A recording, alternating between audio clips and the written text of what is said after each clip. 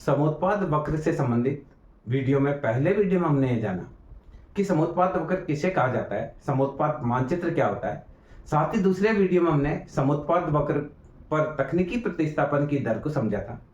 इसी क्रम में आज के इस वीडियो में हम समोत्पाद वक्र की विशेषताएं के बारे में जानकारी प्राप्त करेंगे। चूंकि हम पहले से ही उपभोक्ता की तटस्थ वक्र की विशेषताएं पढ़ चुके हैं, तो समोत्पाद वक्र की विशेषताएं भी लगभग वो की वही है जो कि तटस्थ वक्र की है। इसलिए हम बहुत ज्यादा डिटेल में इसका अध्ययन नहीं करेंगे, एक सिंपल ही हम देखेंगे कि समोत्पाद वक्र की विशेषताएं कौन कौन सी है। पहली विशेषता देखिए, समोत्पाद वक्र का ढाल ऋणात्मक होता है। अगर हम पहली विशेषता की बात करें तो हम बोलेंगे समोत्पाद वक्र का ढाल ऋणात्मक होता है। देखिए, जैसा कि हमने तटस्थ वक्र में देखा था कि मूल रूप से चार प्रकार के ढाल की बात करी थी। हमने लंबवत ढाल की बात करी थी, क्षैतिज ढाल की बात करी थी, धनात्मक ढाल की बात करी थी और ऋणात्मक ढाल की बात करी थी। वैसे ही हम देखते हैं कि समोत्पाद वक्र का ढाल धनात्मक लंबवत नहीं हो सकता, क्षैतिज नहीं हो सकता, धनात्मक नहीं हो सकता, ऋणात्मक ही होगा। ये देखिए कैसे डिस्कस करते हैं। मान लीजिए ढाल है, ये ढाल नहीं हो सकता। देखिए, लेबर यहां है 1 और लेबर है 2 और कैपिटल है K1, ए और बी पर, तो प्रोडक्शन जो होगा बी पर ज्यादा होगा प्रोडक्शन ए की तुलना। अगर हम ये देखें कि समोत्पाद वक्र का ढाल सपोज करें क्षैतिज हो, तो यहां देखिए, यहां पर लेबर है, मान लीजिए यहां 2 लेबर है, यहां 4 लेबर है और मशीन 2 ही है। तो 2 मशीन 2 लेबर से उत्पादन कम होगा, 2 मशीन 4 लेबर से उत्पादन ज्यादा होगा। इसका मतलब बी पर उत्पादन ज्यादा होगा ए की तुलना में। इसका मतलब है ये समोत्पाद वक्र नहीं हो सकता, क्योंकि समोत्पाद वक्र के हर बिंदु पर उत्पादन समान होता है। अब हम देखते हैं कि क्या ऐसा हो सकता है। मान लो लेबर की संख्या 4 है, या मशीन 2 है या मशीन 4 है, ये कैपिटल ये लेबर, ए बिंदु और बी बिंदु, तो यहां प्रोडक्शन ऑन बी ज्यादा होगा प्रोडक्शन ऑन ए। तो ये भी समोत्पाद वक्र नहीं हो सकता। ये समोत्पाद वक्र का ढाल क्षैतिज नहीं हो सकता, लंबवत नहीं हो सकता। तीसरा ढाल हम बात करें धनात्मक हो, तो यहां देखिए 2 लेबर और 2 कैपिटल और 4 लेबर और 4 कैपिटल, ये लेबर और ये कैपिटल ए और बी। तो यहां production on B is greater than production on A. तो ये भी समोत्पाद वक्र नहीं हो सकता, क्योंकि यहां पर बी पर उत्पादन ज्यादा है, ए पर उत्पादन कम है। यहां पर भी बी पर उत्पादन ज्यादा है, ए पर कम है। यहां पर भी बी पर उत्पादन ज्यादा है, ए पर कम है। जबकि समोत्पाद वक्र 2 साधनों के ऐसे संयोगों को बताता है जिससे उत्पादन समान होता है। तो लास्ट देखिए, यहां क्या है, यहां कैपिटल 3 है तो लेबर 2 है, यहां कैपिटल 2 ही तो लेबर 4 होगी। तो उत्पादन आपका यहां समान हो सकता है, क्योंकि पूंजी घटी तो लेबर बढ़ गई, लेबर घटी तो पूंजी बढ़ गई। तो यहां क्या होगा, प्रोडक्शन ऑन ए बराबर होगा प्रोडक्शन ऑन बी। इसलिए समोत्पाद वक्र का ढाल केवल और केवल ऋणात्मक ही हो सकता है। पहली विशेषता हमने पढ़ी कि समोत्पाद वक्र का ढाल ऋणात्मक होता है। दूसरी चीज देखिए, ऊंचा वक्र अधिक उत्पादन को बताता है, नीचा वक्र कम उत्पादन को बताता है। पहली चीज हमने बोली कि समोत्पाद वक्र का ढाल ऋणात्मक होता है। दूसरी विशेषता लिखते हैं, ऊंचा समोत्पाद वक्र अधिक उत्पादन को बताता है।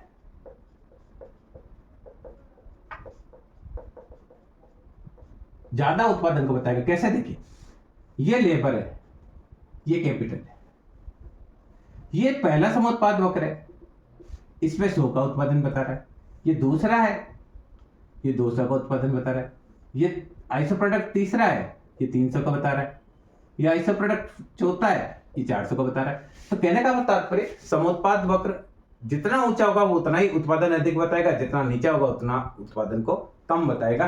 तो हमने दूसरी विशेषता बताई कि ऊंचा समोत्पाद वक्र ज्यादा उत्पादन को बताता है, नीचा समोत्पाद वक्र कम उत्पादन को बताता है। तीसरी विशेषता देखिए, समोत्पाद वक्र के मध्य जैसे तटस्थ वक्र की हमने विशेषताएं करी है, सेम टू सेम वैसा का वैसा ही है। तीसरी विशेषता, समोत्पाद वक्र मूल बिंदु के प्रति उन्नतोत्तर होते हैं। इसका एक वीडियो भी हमने बनाया कि इस समोत्पाद वक्र पर तकनीकी प्रतिस्थापन की दर गिरती हुई होती है। वो की वही बात है, जहां तकनीकी प्रतिस्थापन की दर गिरती हुई होगी तो समोत्पाद वक्र मूल बिंदु के प्रति उन्नतोत्तर होंगे। तो एक बार और मैं कर देता हूं, ये आपका समोत्पाद वक्र आइसो प्रोडक्ट। अब देखिए, हर एक लेबर को बढ़ाने के लिए जो पूंजी का त्याग किया जाता है बिल्कुल बराबर हम लेबर बढ़ा रहे हैं। लेबर को L1 से L2 किया, L3 किया, L4 किया। तो देखिए पहले जो कैपिटल का त्याग किया जा रहा था वो कैपिटल का त्याग किया जाता था K5 से K4, अब K4 से K3, अब K3 से K2। ये दूरियां घटती चली जा रही है। ये मान लो 5 का त्याग किया या 4 का ही किया या 3 का ही किया, तो चूंकि तकनीकी प्रतिस्थापन की दर गिरती हुई होती है, हर एक अतिरिक्त लेबर के लिए पहले की तुलना में कम पूंजी का त्याग किया जाता है। इस कारण समोत्पाद वक्र मूल बिंदु के प्रति उन्नतोत्तर होंगे। ये हमारी तीसरी विशेषता हुई। चौथी देखिए, समोत्पाद वक्रों के मध्य दूरी बराबर होना जरूरी नहीं है। चौथी विशेषता हम पढ़ते हैं, समोत्पाद वक्रों के मध्य दूरी बराबर होना जरूरी नहीं है, आवश्यक नहीं है। तो देखिए ये जो समोत्पाद वक्र के बीच में दूरी है, ये लेबर है, एक्स एक्सिस है, ये वाई एक्सिस है, यहां कैपिटल को बताते हैं। तो ये देखिए पहला इसी प्रोडक्ट, अब मान लीजिए पैमाने के वर्तमान प्रतिफल लग रहे हैं, तो ये दूसरों, ये दूरी कम हो जाएगी, 200 और 300। समता प्रतिफल लग रहे हैं तो दूरी समान रहेगी, और हासमान लग रहे हैं तो दूरी बढ़ती चली जाएगी। तो 300 के बाद 400, 500, 600। तो ये उत्पादन देखिए, iso product 1, iso product 2, iso product 3, iso product 4, iso product 5, iso product 6, iso product 7। तो ये जो दूरी है आप देखेंगे, ये दूरी है A B C D E F. तो ए बी बराबर नहीं है बी सी के, ये बराबर नहीं है सी डी के, ये बराबर नहीं है डी के। यानी समोत्पाद वक्रों के मध्य दूरियां बराबर होना जरूरी नहीं है। क्लियर? अगर पैमाने के समता प्रतिफल लागू होंगे तो ही दूरी बराबर होगी, बाकी बराबर नहीं होगी। ये चौथी विशेषता की हमने बात करी। पांचवी विशेषता, समोत्पाद वक्र किसी अक्ष को नहीं छूते हैं। ये भी अब बहुत इंटरेस्टिंग चीज है। पांचवी विशेषता देखिए, समोत्पाद वक्र किसी भी अक्ष को स्पर्श नहीं करते। देखिए अगर समोत्पाद वक्र यहां टच कर जाए तो केवल लेबर रह जाएगी, मशीन नहीं रहेगी, तो उत्पादन संभव नहीं है।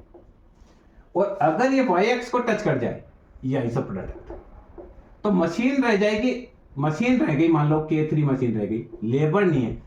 देखिए केवल मशीन उत्पादन नहीं कर सकती, क्योंकि मशीन का बटन दबाने के लिए, बहुत ऑटोमेटिक मशीन है तो भी बटन दबाने के लिए तो आदमी चाहिए, और केवल लेबर से उत्पादन भी संभव नहीं है। कोई ना कोई उत्पादन का मशीन चाहिए। हमको रोटी भी बनानी होती है तो चकला बेलन जो है वो मशीन है। अगर हमको खेत भी खोदना है, क्यारी भी खोदनी है, तो अगर हम उस खोदने के लिए कुछ कुदाल यूज कर रहे हैं तो भी मशीन है। हम नाखून काट रहे हैं, नाखून काटने के लिए हम नेल कटर यूज करते हैं, वो भी मशीन है। हम सब्जी काट रहे हैं तो सब्जी काटने के लिए हम चाकू का यूज करते हैं, वो भी मशीन है।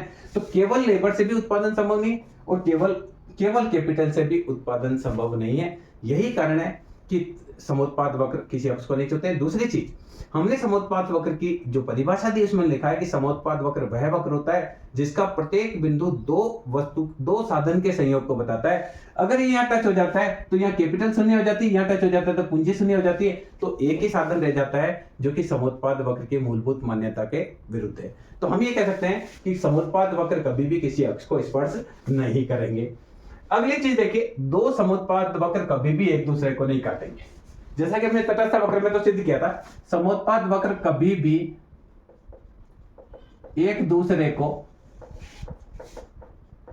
काटते नहीं है। जैसे ना समोत्पाद वक्र है, ये आइसो प्रोडक्ट 1 है, ये 100 उत्पादन को बताता है, और ये आइसो प्रोडक्ट 1,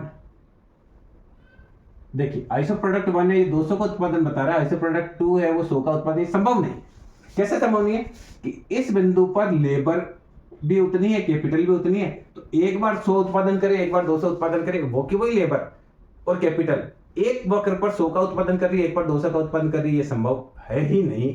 तो हम ये कह सकते हैं कि दो समोत्पाद वक्र कभी भी एक दूसरे को नहीं काटते हैं।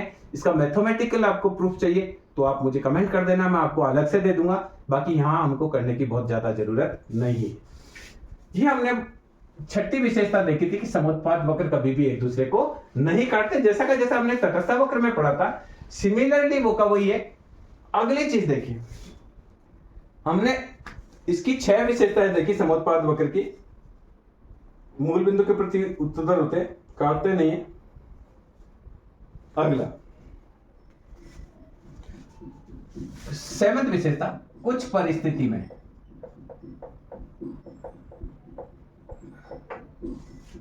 समोत्पाद वक्र का ढाल भिन्न भी हो सकता है।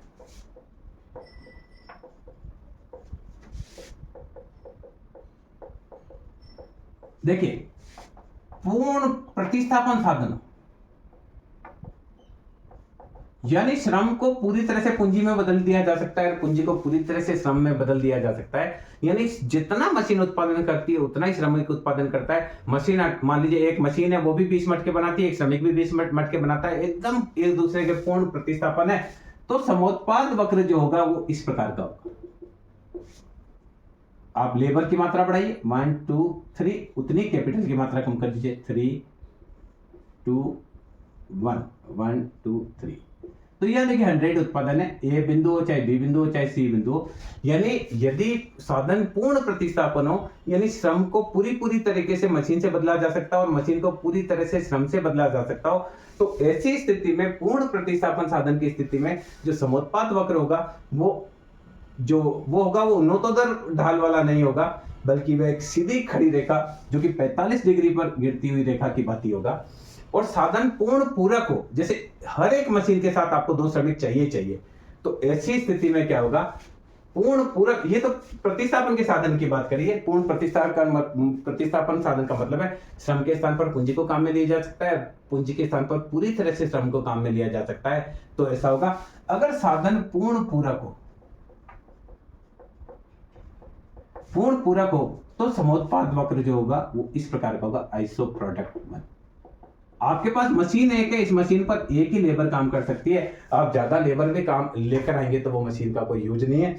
और आपके पास लेबर एक ही और मशीन खूब सारी है, मशीन आपके पास चाहे 10 हो तो भी आपके लिए कोई फायदे वाली बात नहीं है। तो अगर साधन पूर्ण पूरक हो, हर एक लेबर को एक मशीन की आवश्यकता हो, तो ऐसी स्थिति में हम बोलेंगे कि साधन पूर्ण पूरक है। और ऐसी स्थिति में जो समोत्पाद वक्र होगा वो समकोण की भांति होगा, 90 डिग्री पर होगा।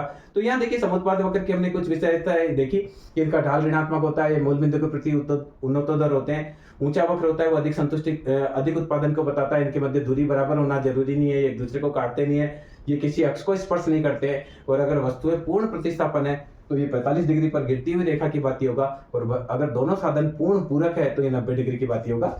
और एक और चीज देखिए, इन पर उपभोक्ता का संतुलन, समोत्पाद वक्र पर उपभोक्ता का संतुलन 8वीं विशेषता। समोत्पाद वक्र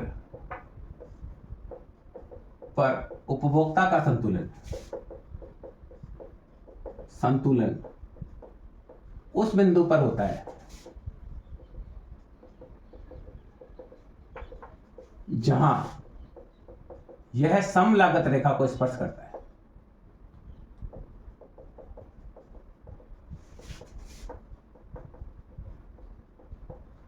देखिए ये सम लागत रेखा है और अलग से इसके बारे में वीडियो बनाएंगे। ये सम लागत रेखा है और ये समोत्पाद वक्र आइसो प्रोडक्ट 1, ये आइसो प्रोडक्ट 2 और ये आइसो प्रोडक्ट 3। P बिंदु, Q बिंदु, R बिंदु तीनों पर खर्चा बराबर एक उत्पादक पर P और R पर रहता है तो 100 ही उत्पादन होता है, Q पर रहता है तो 200 उत्पादन होता है, और S पर वो जा नहीं सकता, उतने उसके पास साधन, लेबर और कैपिटल उसके पास है। तो एक उत्पादक का संतुलन उस बिंदु पर होगा जहां समोत्पाद वक्र जो है सम लागत रेखा को स्पर्श करता है। यहां हम केवल इतना ही बता रहे हैं, फिर हम उपभोक्ता का संतुलन के लिए एक अलग से वीडियो बनाएंगे, उसमें उपभोक्ता के संतुलन की शर्त बताएंगे। आपको यहां ये ध्यान रखना है कि जैसे तटस्थ वक्र पर हमने उपभोक्ता का संतुलन बताया था, उसमें ये क्लियर कहा था कि तटस्थ वक्र पर एक उपभोक्ता का संतुलन उस बिंदु पर होता है जहां तटस्थ वक्र बजट रेखा को स्पर्श करता है। उसी प्रकार से समोत्पाद वक्र पर एक उत्पादक का संतुलन उस बिंदु पर होता है जहां समोत्पाद वक्र सम लागत रेखा को स्पर्श करता है। हम जब सम लागत रेखा क्या होती है, किस प्रकार से इसका विवर्तन होता है, उसकी भी हम बात करेंगे। तो यहाँ इस वीडियो में हमने मेन चीज आपको बताई कि समुत्पाद वक्र की क्या विशेषताएं हैं। समुत्पाद वक्र को अगर आगे लेकर जाएंगे तो चूड़ियों की बातें गोल हो जाएंगे, और उसका उसमें पैमाने के आर्थिक और अनार्थिक संयोगों को अलग अलग कैसे किया जाता है उसके लिए हम अलग वीडियो पर बात करेंगे, जिसमें रिज रेखाओं के माध्यम से हम पैमाने के आर्थिक और अनार्थिक संयोग की बात करेंगे। तो इस वीडियो में हमने केवल जैसे तटस्थ वक्र की विशेषताएं होती है उसी प्रकार से हमने समुत्पाद वक्र की जो कुछ विशेषताएं हैं उसकी आपसे चर्चा की। मैं समझता हूँ ये वीडियो आप लोगों के लिए समुत्पाद वक्र की विशेषताओं को समझाने की दृष्टि से बहुत ही उपयोगी रहेगा। धन्यवाद।